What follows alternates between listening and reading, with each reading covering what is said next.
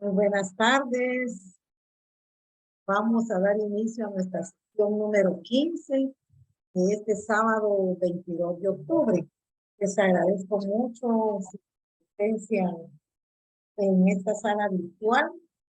Sé que no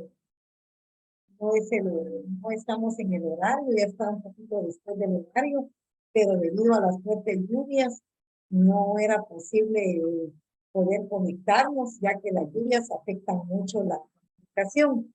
Entonces, gracias a Dios ya está calmando, pues vamos a iniciar nuestra clase virtual agradeciéndole siempre esa responsabilidad de conectarse. Acuérdense que es importante podernos conectar. El hecho que estemos en un trabajo en línea no significa que nosotros no participemos en la clase, porque de igual manera las inasistencias pueden afectar para no darles a ustedes una ponderación debido a las inasistencias. Pero creo que esto no es el caso de este grupo, que ha sido muy responsable con conectarse cada sábado. Es una responsabilidad de ustedes y especialmente de los docentes, y en este caso de mi persona. Por eso estoy conectándome en este momento, porque considero que es importante el poder trabajar con ustedes la clase de esta sesión número 15, ya que estamos a 3 sábados, a un paso, podríamos decir, de culminar nuestro segundo semestre 2022. Entonces vamos a iniciar con el primer punto de la agenda, como todos los sábados. Dejo el espacio a alguien de los presentes para que pueda hacer la oración en este momento.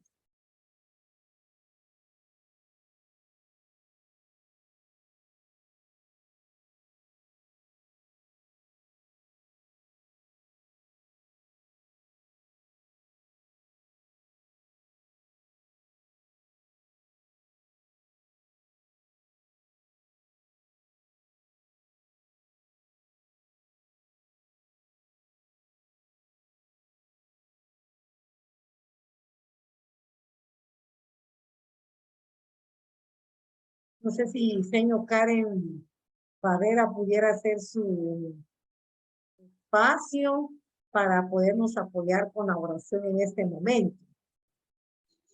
Claro, señor. Está bien, señor Karen, le escuchamos.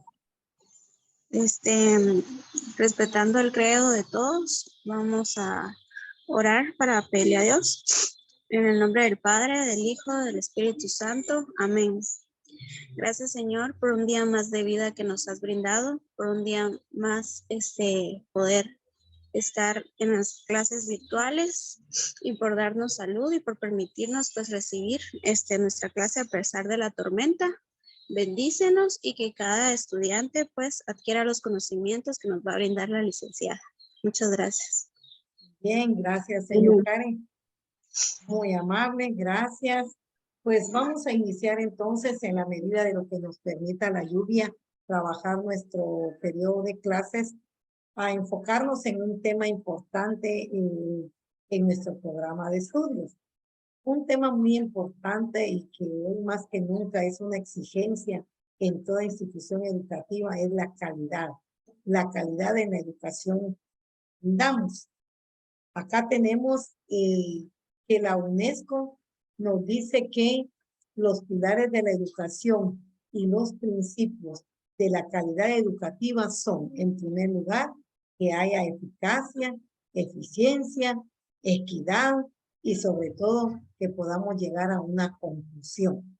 ¿Por qué a una conclusión? Porque en la conclusión nosotros vamos a encontrar la respuesta, las evidencias de logro que hemos alcanzado con nuestros estudiantes.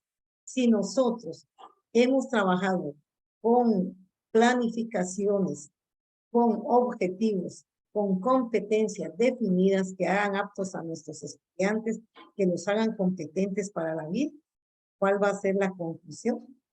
Va a ser estudiantes preparados para la vida, aptos para enfrentar los retos que la sociedad presenta. Bien, tenemos entonces que una obligación de los sistemas educativos es brindar una educación de calidad, con equidad. Y cuando hablamos de una educación de calidad con equidad, se refiere a la educación que se brinda a todos por igual. Es decir, no vamos a excluir a nadie, no vamos a discriminar a nadie. Por eso es importante decir que la individualidad de los estudiantes, su contexto social, su ámbito cultural y su entorno geográfico son elementos que debemos de considerar cuando hablamos de equidad. Es decir, si yo valoro esa individualidad del estudiante, no voy a pretender que todos vayan al mismo ritmo en el aprendizaje. Si valoro ese contexto social, entonces voy a tener cuidado de cómo el estudiante puede realmente trabajar lo que yo he planificado. Si el estudiante tiene los recursos económicos, si su contexto le permite poder trabajar las actividades que yo asigno de acuerdo a las posibilidades que él tiene.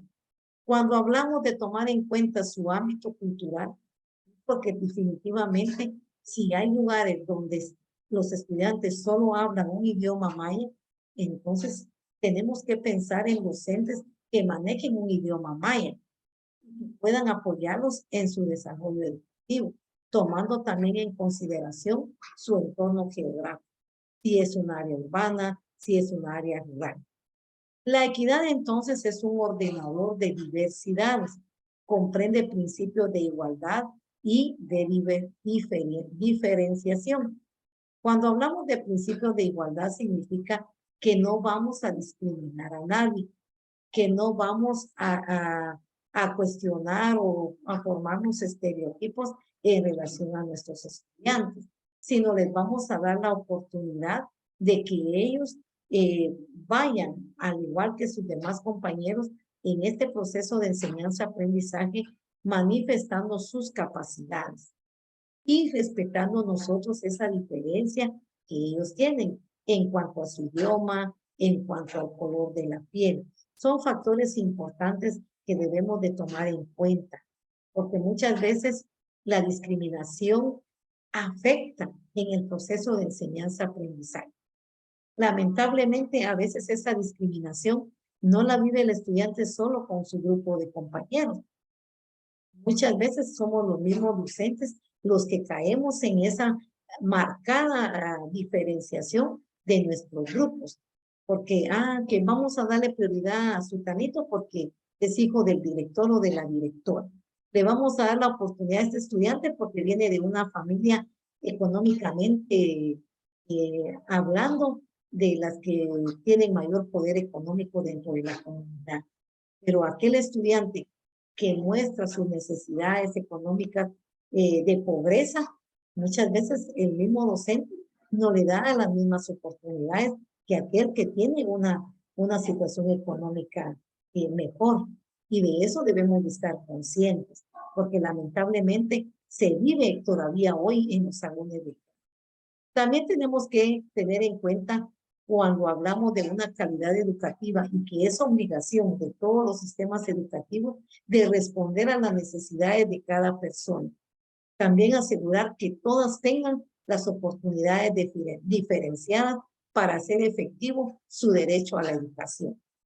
Es decir, que no importa si Pepito, si Juan, si Pedro son de diferentes situaciones económicas, de diferentes contextos, de diferentes culturas, pero todos van a tener la misma oportunidad de educación, de responder a esas necesidades que ellos presentan como personas, para poder hacer efectivo ese derecho a la educación que la misma Constitución Política de la República fortalece en su artículo 71 especialmente.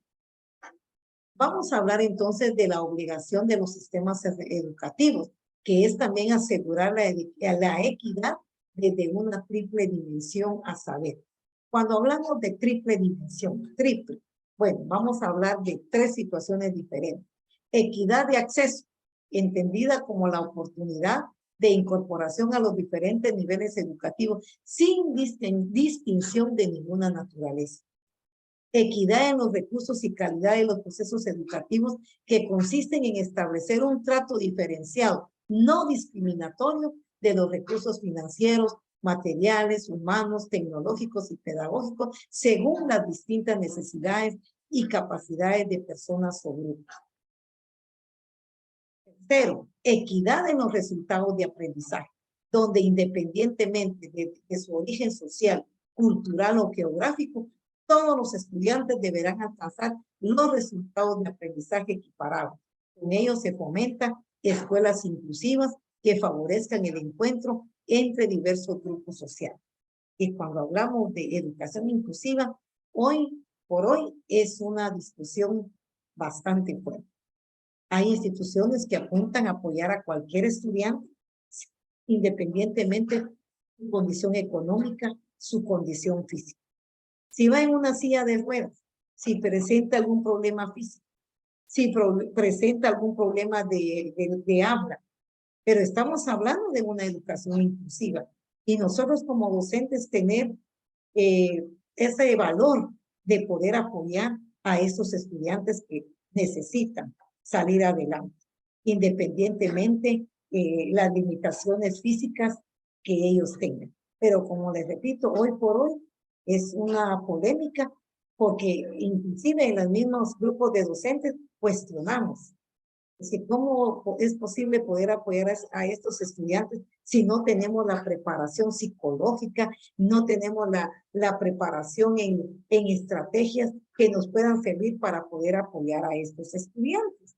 Pero recuérdense que también la Dirección Departamental de Educación que el Ministerio de Educación, a través de las direcciones departamentales de educación, más específica, nos proporciona las herramientas de las adecuaciones curriculares, con las cuales nosotros vamos a hacer las adecuaciones de los contenidos con los cuales podemos nosotros apoyar de mejor manera a este grupo de estudiantes que en un momento dado presente alguna limitación de tipo físico, de tipo psicológico, porque hay estudiantes que presentan algunos problemas, pero que si está en nuestra mano poderles apoyar, es nuestra obligación, porque es obligación, entendámoslo bien, de los sistemas educativos, asegurar esa equidad de aprendizaje desde una triple dimensión: equidad de acceso, equidad en los recursos, equidad en los resultados de aprendizaje.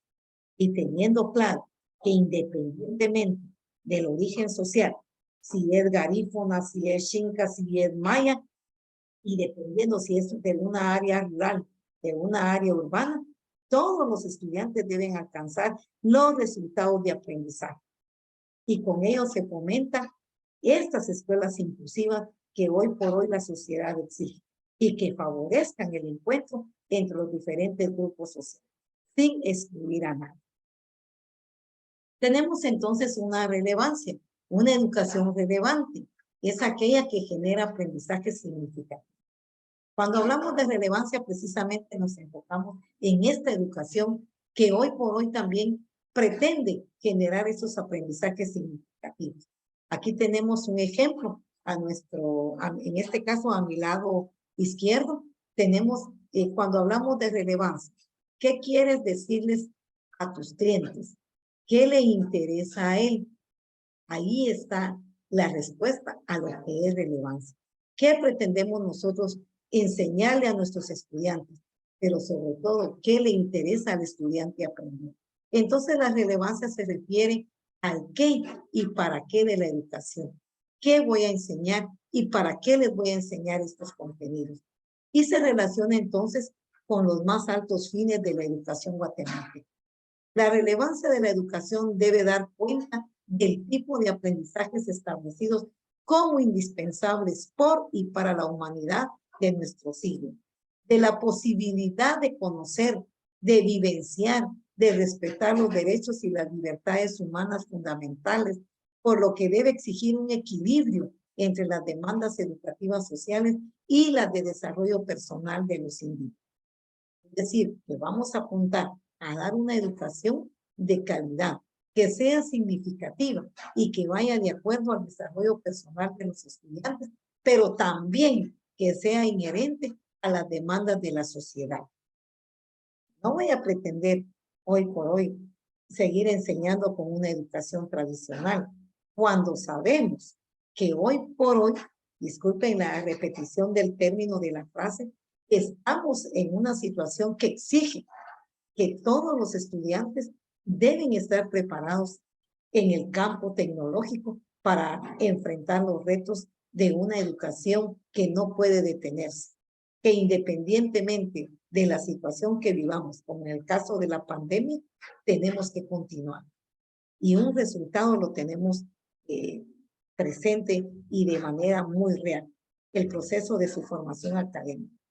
¿Por qué? Porque ustedes han avanzado independientemente la situación de pandemia que vivimos y que gracias a Dios nos ha permitido contar con vida y con salud para seguirnos reuniendo. Pero el proceso educativo de ninguna institución educativa, de ningún nivel, mucho menos el nivel superior, se ha detenido, ha continuado. Y precisamente por eso es que se exige un equilibrio entre las demandas sociales y las del desarrollo personal de cada estudiante.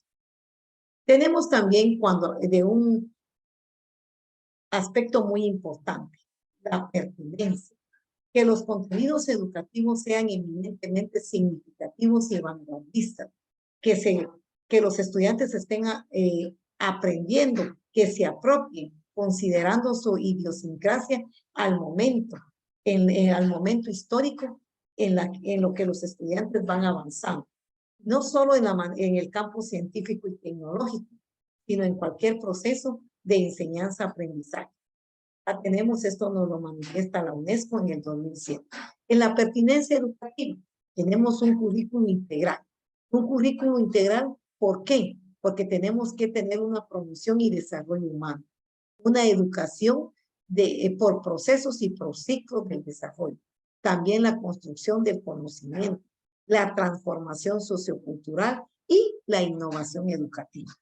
Tenemos que apuntar a ser personas innovadoras, docentes innovadores, que innovemos constantemente la educación en las aulas. No podemos continuar, como les repito, con la misma educación tradicional, sino tenemos que ir a la vanguardia para que este currículo realmente lo llevemos a cabo de una manera integral, promocionando sobre todo el desarrollo humano y que la educación por procesos y por ciclos logren ese desarrollo. Cuando hablamos que sea por procesos y por ciclos, ¿por qué? Porque recuérdense que no son los mismos contenidos que vamos a trabajar de primero, segundo y tercero primario, hablando del nivel primario, los que vamos a trabajar en el siguiente ciclo, que es cuarto, quinto y sexto. El primario se compone de 2 ciclos, el CEF y el SEC. Entonces tenemos que diferenciar qué contenidos vamos a trabajar en estos ciclos, que son diferentes y que van de acuerdo al desarrollo psicológico del alumno. Porque en los primeros grados, recuérdense que tenemos que trabajar más con contenidos concretos, mientras que en el ciclo, en el SEC, que es el ciclo de educación complementaria, tenemos que avanzar más en el contexto educativo, pero de una manera concreta, abstracta. En el CEF trabajamos ejercicios de manera concreta, ciclo de educación fundamental, CEF, primero, segundo y tercero primario. Todo es de manera concreta. En el SEC, ya en el ciclo de educación complementaria, cuarto, quinto y sexto, se pretende que el estudiante trabaje con ejercicios de manera abstracta. ¿Por qué? Porque se está preparando al estudiante para que vaya a otro nivel, que ya es el nivel básico. Y entonces el alumno ya tiene que llevar esa preparación. Por eso debemos de trabajar con pertinencia, que los contenidos educativos que nosotros trabajemos con nuestros estudiantes sean significativos y vanguardistas, que los estudiantes se apropien de esos contenidos, independientemente de la idiosincrasia o el momento en el que está, el momento histórico que vive el estudiante. Asimismo, que vaya acompañado de conocimientos científicos y tecnológicos, todo ese proceso de enseñanza-aprendizaje que estamos trabajando. Ahora, ¿por qué es importante que los contenidos de la educación sean significativos?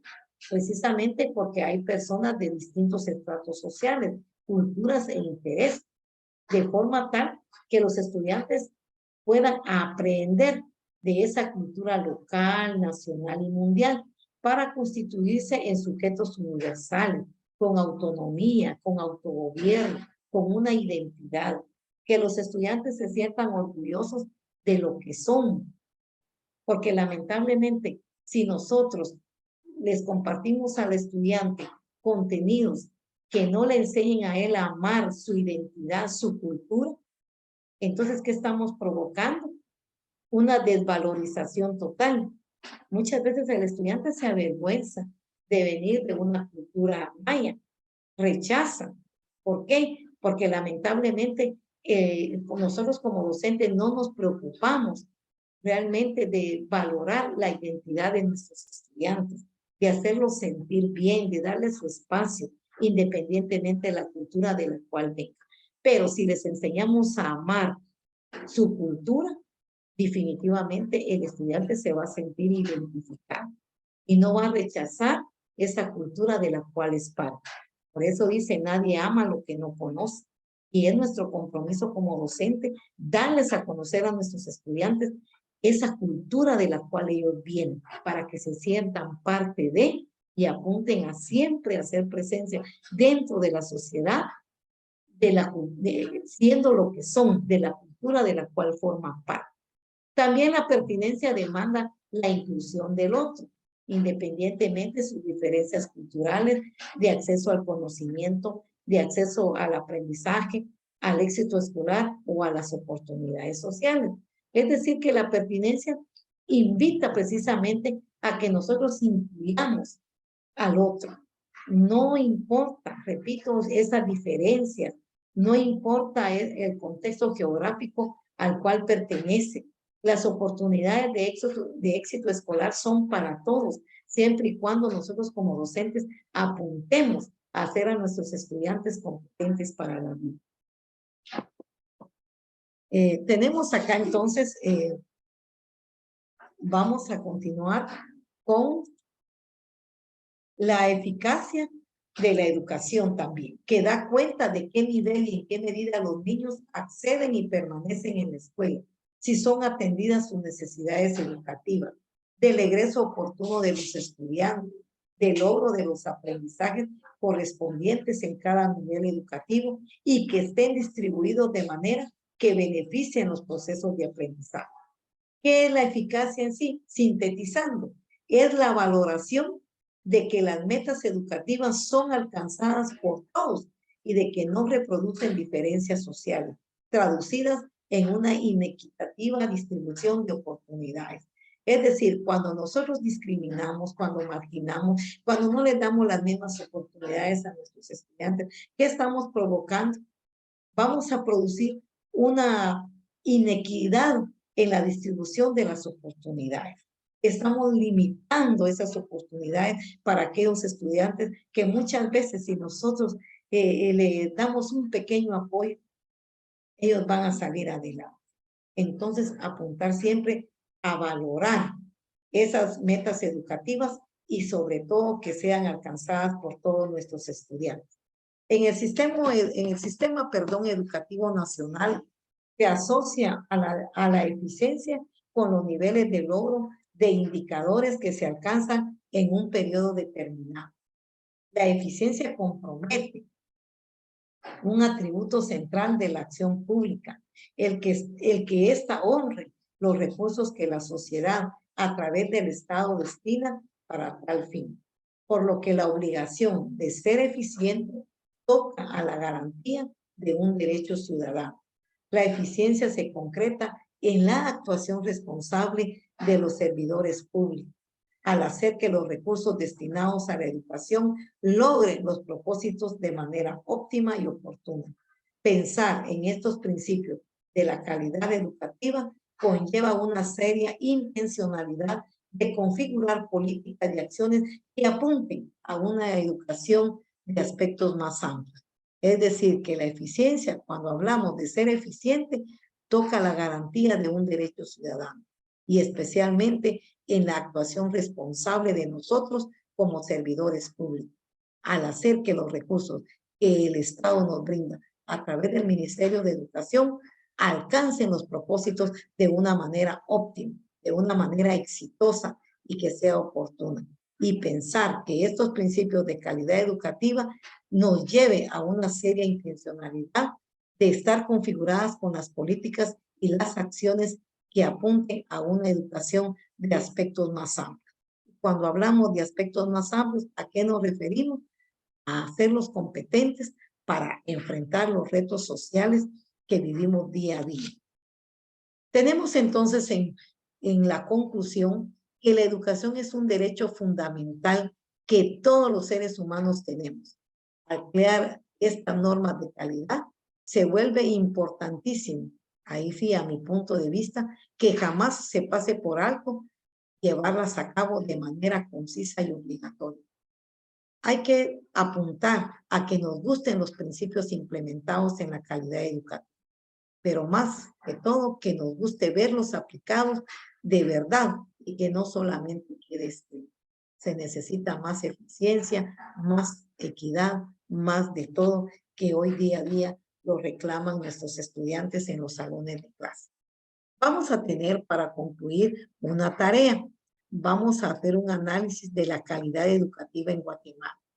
Es un tema bastante fuerte, porque recordemos, después de la pandemia, estamos recibiendo las secuelas de una situación, podríamos decir, conflictiva, porque realmente nos encontramos en una situación en la que nosotros no sabíamos ni cómo actuar, qué hacer.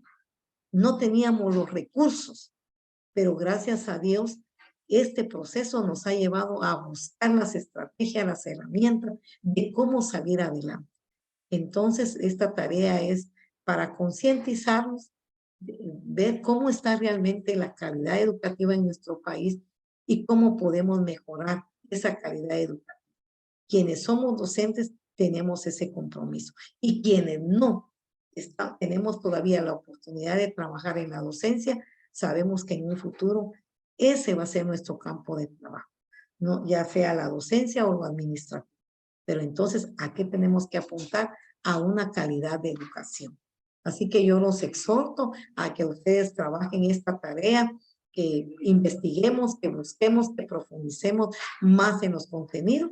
De igual manera, yo voy a compartirles esta presentación para que ustedes se puedan apoyar en ella y puedan tomar de esta presentación lo que ustedes consideren que les puede servir para ser parte de este análisis. Pero no se van a quedar con ello. Van a tener que profundizar más, van a tener que investigar, porque recuérdense que el estudiante, independientemente de la facultad en la que esté, pero si hablamos de la Facultad de Humanidades, tiene que ser investigador, tiene que buscar el conocimiento. ¿Por qué buscar el conocimiento? Para poder apoyar de mejor manera a quienes están a nuestro alrededor, compartir esos conocimientos. Entonces exhorto, repito, a que cumplamos con esta tarea y aparte del conocimiento que vamos a obtener, pues vamos a ir también acumulando los puntos para nuestra nota final del curso al final del semestre. Ya estamos, repito, a un paso de culminar el semestre. Nos faltarán 3 sábados máximo para cerrar este segundo semestre. Gracias a Dios con éxito. Hemos estado trabajando independientemente de las situaciones de la naturaleza, como en este caso las lluvias, pero hemos tenido esa pena de cumplir con nuestras clases, no en mi caso como docente y de ustedes como estudiantes, de conectarse cada sábado. Que mis felicitaciones por esa responsabilidad y espero que cumplan con la tarea, que para el viernes de esta semana pues ya todos tengan subida esta tarea que estoy asignando el día de hoy. Voy a pedirles por favor que enciendan su camarita para poder tomar una captura de los estudiantes que están presentes en sala y que me queda a mí como una evidencia y que la tengo que compartir en el informe de cada mes que compartimos a la Facultad de Humanidades. Muchas gracias, señor Mercy. Gracias también a Karen Barrera, señor Jacqueline. Gracias por encender su cámara, señor Dulce. También a Fabiana Saraí. Gusto de saludarles. Les agradezco mucho. Yo sé que estamos haciendo un esfuerzo.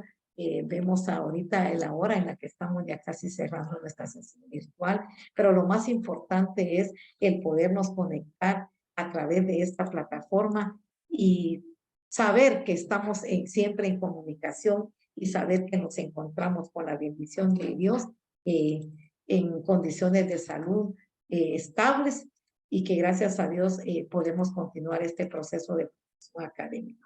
Así que bendiciones para todos. Pueden apagar su cámara. Muchísimas gracias. Nos vamos a estar conectando el siguiente sábado, primeramente Dios. Si no hay lluvia, pues lo haremos en el horario que está establecido. No quise hacerlo en el horario porque era una pérdida de tiempo. La lluvia no permite la comunicación y esperé que calmara para poder conectarme y que ustedes pudieran también participar de esta sesión virtual.